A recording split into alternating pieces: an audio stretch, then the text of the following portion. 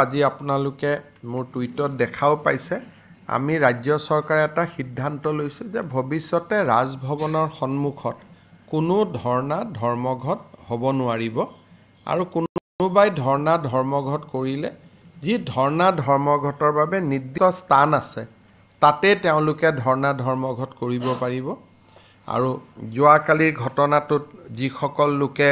এই গোটেই পুলিচৰ বেৰিকেড আদি ভাঙাৰ বাবে প্ৰচেষ্টা কৰিছিল তেওঁলোকৰ ওপৰত সিটি পুলিচে ফৌজদাৰী গোচৰ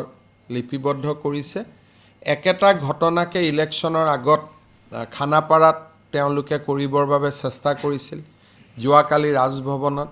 কিবা কাৰণত নহয় কিবা কাৰণত কংগ্ৰেছ দলে গুৱাহাটীৰ ভিতৰত বহু দিনৰ পৰা কিবা এটা ঘটনা সংগঠিত কৰাৰ বাবে চেষ্টা কৰি আছে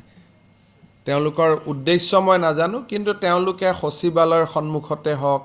বা ৰাজভৱনৰ সন্মুখতে হওক তেওঁলোকে বহু দিনৰ পৰা ইয়াত এটা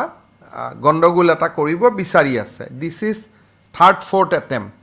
গতিকে মই ভাবো যে এইবাৰ আমি যিসকলক ভিডিঅ'ত দেখা পাম যিসকলৰ ফটো আছে যেহেতু পাৰমিশন নোলোৱাকৈ তেওঁলোকে কামটো কৰিছিল আমি কঠোৰ ব্যৱস্থা আমি হাতত লম এনেকুৱা ঘটনাত কালি যে গুলি চালনা নহল আৰু সাংবাদিকসকলো সন্মুখত আছিলে তাত কংগ্ৰেছ দলৰ লগত জড়িত নোহোৱা ব্যক্তিও আছিলে যিসকলে প্ৰচেছনৰ নেতৃত্ব লৈছিল তেওঁলোকে এটো চাব লাগিছিল যে পুলিচে যদি গুলি চালনা কৰে টিয়াৰ গেছ চলাই তেওঁলোকৰ পৰিৱৰ্তেও কাখত থকা মানুহৰো ক্ষতি হ'ব আৰু তেওঁলোকে ৰাজভৱনত বিচাৰিছিলে কি ৰাজ্যপালটো নাছিলে তেওঁলোকে কিয় তাত গৈছিল মই এটো কথা আজিলৈকে বুজি পোৱা নাই যত মণিপুৰত আছে যদি গভৰ্ণৰজন মণিপুৰত আছে ঘৰটোতো খালি হৈ আছিল গভৰ্ণৰ আছে বুলে নহয় জোৰ কৰি গৈ তেওঁক মেমৰেন্ডাম দিম তেতিয়া আমি কলোহেতেন ঠিক আছে 10 জন আহক 50 জন আহক 5 জন আহক ভিতৰত লৈ গলোহেতেন চাহ খোৱালোহেতেন মেমৰেন্ডাম ললোহেতেন গভৰ্ণৰ নথকা সময়ত তেওঁলোক ৰাজভৱনত কিয় গৈছিল এইটো প্ৰশ্নৰ মই উত্তৰটো বিচাৰি পোৱা নাই যদি গভৰ্ণৰ নাইয়ে তে ৰাজভৱনত আপুনি কিয় গৈছে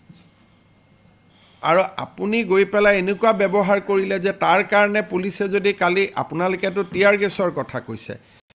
যদি পুলিচে কিবা কাৰণত ফায়াৰিং কৰিবলগীয়া হলেতো ইমান সৰু ৰাস্তা আৰু কোনো মানুহটো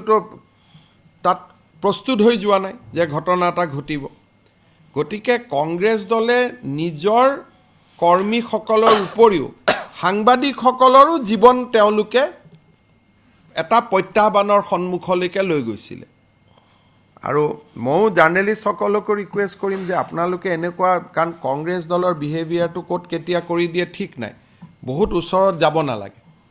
কাৰণ ৰাহুল গান্ধী ইনাখন আহোতে আমি খানাপাৰা দেখা পাইছিলো একেটা কামে কৰিছিল হিদিনাখনো পুলিচ ৰেষ্ট্ৰেইন হৈ থাকিলে নলে হিদিনাখনো টিয়াৰ গেছ পুলে গুলি চালনা হলহেতেন কাৰণ তেওঁলোকৰ গোটেই উদ্দেশ্যটো হল বেৰিকেডটো ভাঙি ভিতৰত সোমাই যাব লাগে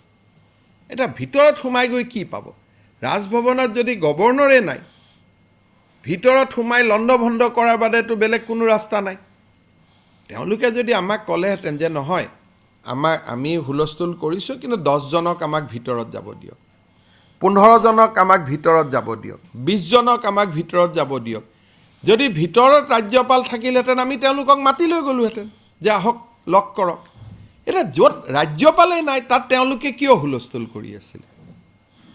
এই প্ৰশ্নটোৰ উত্তৰ মই আজিলৈকে বিচাৰি পোৱা নাই যে গভৰ্ণৰ নাই তেওঁলোকেওতো জানে গভৰ্ণৰ মণিপুৰত আছে